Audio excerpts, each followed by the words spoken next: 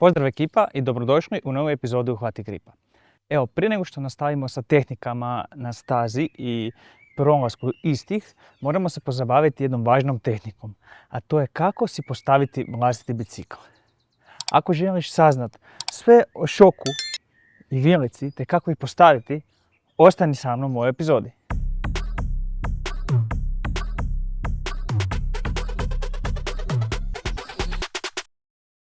Šok i vilica. Da li njihov setup stvarno toliko igra ulogu u tvojoj vožnji ili općenito na nekim stazama? Što znači ovi neki postoci koji imaš na stationsima ili na sliderima, na šoku i vilici, kompresija, rebound. Čem to uopće sve služi? Da li to ima ikakvog smisla podešavati? Ili sjedneš na bike pa kako si dobio tak voziš. Pravilno postavljena suspenzija igra jako veliku ulogu. Tu čak i one skupe suspenzije ti neće toliko pomoći da bolje voziš koliko će ti pomoći da pravilno postaviš suspenziju. A kako uopće krenut? Otkud krenut? Kako ispravno postaviti suspenziju da imaš neki all-round setup? Saznaju u idućim minutama. Trenutno ja na bajku nemam high-end model šoka i vilice. Kao što sam rekao, što znači da se ne možeš dobro voziti. Tu su, znači, prednja vilica ima kompresiju, rebound, puhanje zraka, šok također, lockout, odnosno kompresija, rebound i puhanje zraka.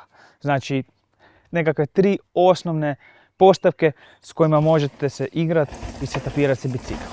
Krećem tako da počinjem od nekakvih tvorničkih postavki. Znači, na vilici imate tu dolje jednu tabelu koja vam govori kilaže i pritisak u vilici. No, nužno to nije uvijek dobro, jer recimo moj setup koji je meni zadan na tvornički mi apsolutno ne odgovara, te vozim sasvim 10. setup, no do toga ćete i vi doći. Pumpamo šok i vilicu na tvornički setup, da znamo otprilike gdje smo. Kompresiju i rebound, znači kompresija na vilici je takozvana low speed kompresija, što znači da čim ja okrenem u plus, ona automatski stvrdne vilicu. Znači, kompresiju isključim na nulu, ne treba mi. Sad postavljam bike, znači kompresija na vilici mi ne treba za apsolutno ništa. Rebound stavljam na sredinu. Znači, otvorim ga u plus ili minus. Neki imaju zeca, neki imaju kornjaču nacrtanu, neki imaju plus, neki imaju minus, to ovisi od proizvođača koju vilicu koristite. Znači, otvaram ga do kraja i brojim klikove, jer svaki okret ima jedan klik.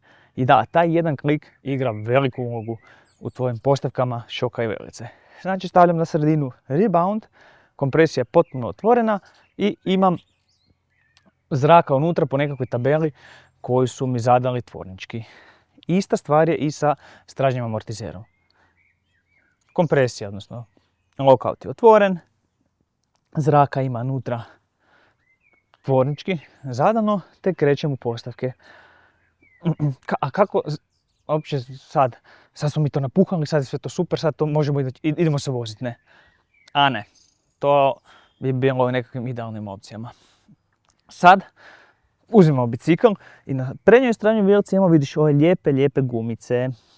One služe da si odredimo seg. I to su ovi postoci koje imate na stationsima 20, 30, 40, 10, 20, 30, 40. Sad svaka vilica ima svoje, ovisno o modelu koji koristite. I sad lijepo uzmeš bike i jednostavno se staneš na njega.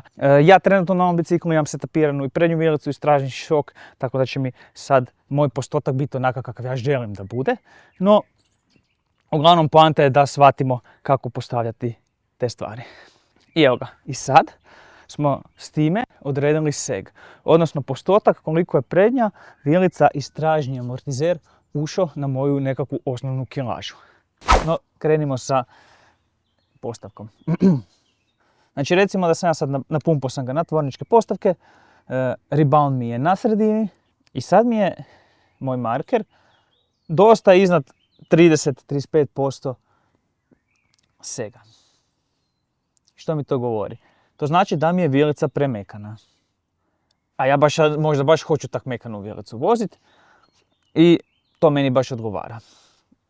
No, moj savjet je taj da ako imaš više od 30% sega, Znači ti, kad samo staneš na bajk, si već, kad kreneš, znači prvi okret pedala ti ćeš preko 50% svog hoda vilice iskoristiti. Znači imat ćeš samo 50% vilica za rad, za neku vožnju na stazi i samim time ćeš biti konstantno tu. Znači ti ćeš konstantno udarat od kraj vilice. Onaj ploing, ploing, ploing koji se čuje. I to, znači, smisao toga baš i nije neki. Pretjerano zato što gubiš apsolutno svrhu suspenzije koju koristiš. No dobro. Znači mi smo sad na nekih 35%, ajmo reći, svega. I što mi to govori? Znači da bi ja sad trebao dodat u svoju lijevu nogu gdje je zrak, u zračnu komoru, još zraka. I uzmem pumpu, napumpam zrak i sad dobijem recimo 20% svega. I ja sam zadovoljan s time. To mi je ok. Postavka vilica mi nije toliko tvrda, mogu se ići voziti. I sad, recimo, dolaziš s vožnje i vidiš da ti vilica i dalje botomira. Ona ti je tu, tvrdoća je tu, ti si zadovoljan sa segom, ali i dalje ti prečesto botomira, jer ti prečesto propada, pa ti se trese, ti se ono ko da gubiš sliku. Ali ako napušemo još više zraka, onda nam je pretvrda i ne odgovara nam setup. Šta sad? Tu sad dolaze takozvani tokeni. Znači male plastične stvačice koje se stavljaju u zračnu komoru. I čemu ona služi? Ona služi, znači taj token, on ti služi da ti sa manje zraka dobiješ jednak seg i jednaku tvrdoću vilice. Što znači sad, recimo, ne odgovara ti, seg ti je na 10% i full ti je tvrda vilja. A imaš u vilici recimo 110 psi, pritisak zraka. I sad ćemo ubaciti jedan, znači očerafit ćemo gore i stavit ćemo jedan volume token. I vratit ću si vilicu na 20% sega sa 80 psi recimo. I sad tokom vožnje sam primijetio da mi je vilica super radi i ne botomira. Znači sa jednim volume tokenom riješili smo problem botomiranja i tvrdoće vilice. Najjednostavnije to objasniti je da, znači, ako ti imaš 20% sega i vilica ti botomira, trebaš staviti jedan token. A ako imaš 20% sega i vilica ti ne prelazi preko pola hoda, trebaš izvaditi jedan token. Kada smo postavili setup sa zrakom, otišli smo na vožnju, isprobali smo, zadovoljni smo tvrdoćom vilice, seg nam je dobar, sve ok, ali onaj prvi dio vilice nam je ipak malo premekan, znači nije to. Za to služi low speed kompresija. Ovaj plavi kotačić, znači on nam služi da početak vilice stvrdnemo, te da nam je mirnija na nekakvim brzim ravnim dijelovima. Nužno to nije lockout. Znači ovo nije lockout da ti to kreneš do kraja, kak imaju neke vilice, ono da okreneš i zaključiš vilicu. Znači ovo je charger i on radi tako da svaki ovaj klik znači i čini razliku. Jer on pri udarcu otvara i zatvara rad vilice. Krenimo sa šokom. Proces podešavanja je poprilično sličan kao s vilicom, no ovdje imam i jednu postavku manje. A to znači da ja trenutno na svom šoku imam pritisak zraka, rebound i lockout, odnosno kompresiju. Ali ovo nije pravi lockout, ovo je low speed kompresija sa jednom postavkom otvoreno ili zatvoreno. To je onaj moment koji sam vam pričao, koji se dešava na vilici kad dođe udarac pa otvara i zatvara pa šok radi. Krenemo sa postavkama. Proces postavljanja je poprilično jednak kao i na vilici. Recimo, također meni je već postavljeno, ali recimo da je meni sad šok na 40% sega. I to je, odmah možemo reći, previše. Ja sam iskoristio, znači ja govorim o postavku šoka kad stojim na biciklu. Znači kad sam u vožnji, meni je to preko 60%, znači moj šok apsolutno nema nikakvu svrhu. Pumpamo zrak. Također, znači gledamo PSI-e, pamtimo. Jako je bitno da svaku postavku koju si napravite negdje zapišete.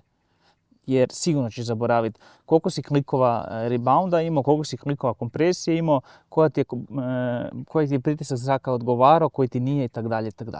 Znači pumpamo zrak dok ne dobijemo određeni seg.